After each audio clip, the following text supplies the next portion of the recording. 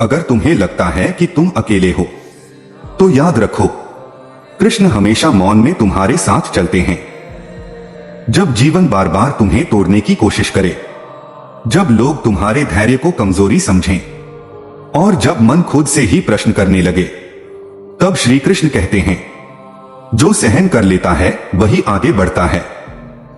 क्योंकि जीवन का सबसे बड़ा युद्ध बाहर नहीं, तुम्हारे भीतर लड़ा जाता है। और जो अपने मन को जीत लेता है उसे कोई हार नहीं सकता। अर्जुन भी डरा हुआ था, उसके हाथ कांप रहे थे, उसका मन युद्ध से भागना चाहता था। लेकिन कृष्ण ने कहा, डर को देखो और फिर अपने कर्तव्य को चुनो। कृष्ण सिखाते हैं, तुम्हारी गति मायने नहीं रखती, तुम्हारी दिशा मायने रखती है। अगर रास्ता सही है तो देर भी सफलता ही कहलाती है।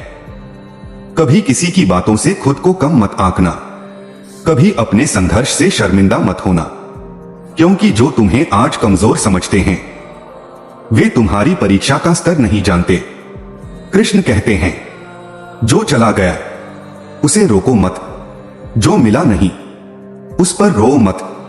जो तुम्हारे लिए है वह सही समय पर खुद चलकर आएगा।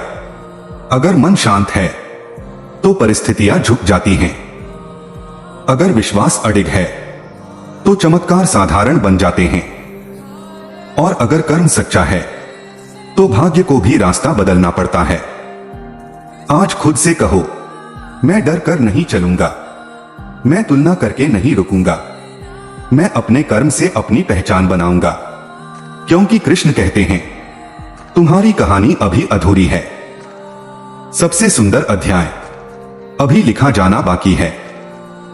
और याद रखना, जहां तुम्हारी समझ खत्म होती है वहीं से कृष्ण की लीला शुरू होती है। जय श्री कृष्णा। हरि बोल।